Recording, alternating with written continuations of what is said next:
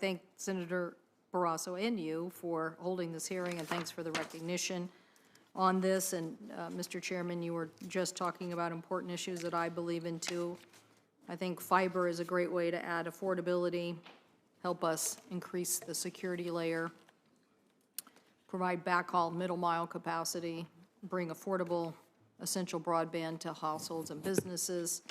I was pleased to introduce legislation that you've been supportive of, Mr. Chairman, and Senator Capito has been supportive of, a bill that's supported by Edison Electric, National Rural Co-ops, and utilities. I'm going to ask Mr. Robb and Mr. Asthana and Dr. Lott, do you agree that expanding communication capacity of the grids existing right-of-ways could provide significant benefits for reliability, resiliency, and modernization?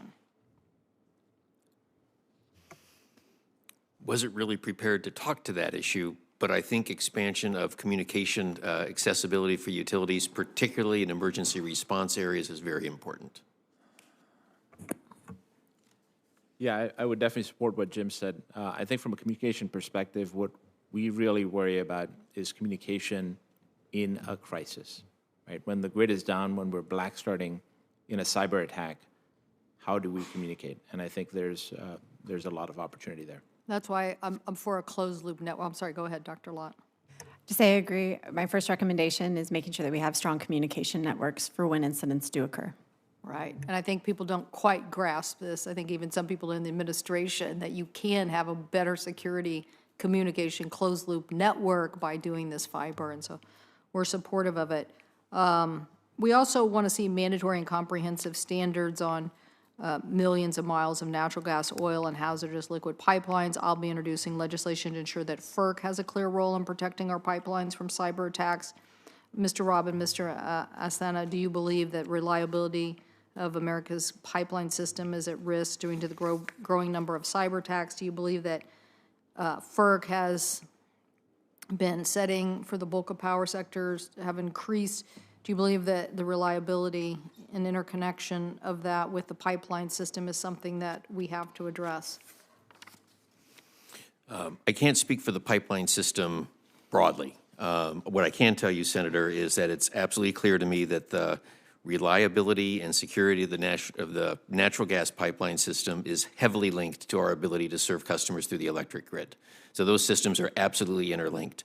Second point I would make is that the FERC-approved SIP standards that we've developed as NERC for the electric sector have done their job in terms of protecting the grid from cyber attacks. And we would be well served to expand those to address the pipeline system. And the third point I would make is that the one common denominator event in every cold weather event we've studied over the last 15 years has been fuel supply related to natural gas being available for power generators. It's a complex problem. It's not as simple as it sounds, but it needs to be addressed. Thank you. Yeah, Senator, I serve on the NIAC, and so we do study the linkages between the critical sectors. And I think this linkage between gas and power is critical, particularly in a cyber attack scenario, but also in a natural disaster or extreme weather scenario.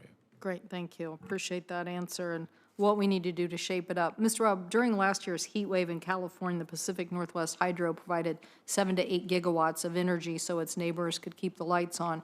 How important is it to ensure that clean, reliable power can be dispatched when the grid gets distressed?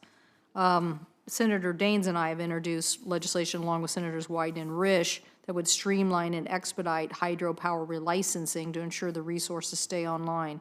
Do you think this idea is a good, what we're talking about here, a good proposal, the Daines Cantwell hydro relicensing? Without knowing the details of the bill, what I will say is that hydropower is an outstanding resource. It's clean, it's dispatchable, and it plays a huge role in the Western interconnection, as you probably know. So I think anything that can expand and secure that resource for the future is highly valuable. Anybody else? I see some nodding. The only thing I'd build on Jim's answer is, in addition to run-of-river hydro, we actually have some significant pumped hydro storage, essentially batteries, on our system, and I think those are incredibly valuable, and we'd love to see more. Yeah, thank you for mentioning pump storage. Thank you. I agree. Okay, great.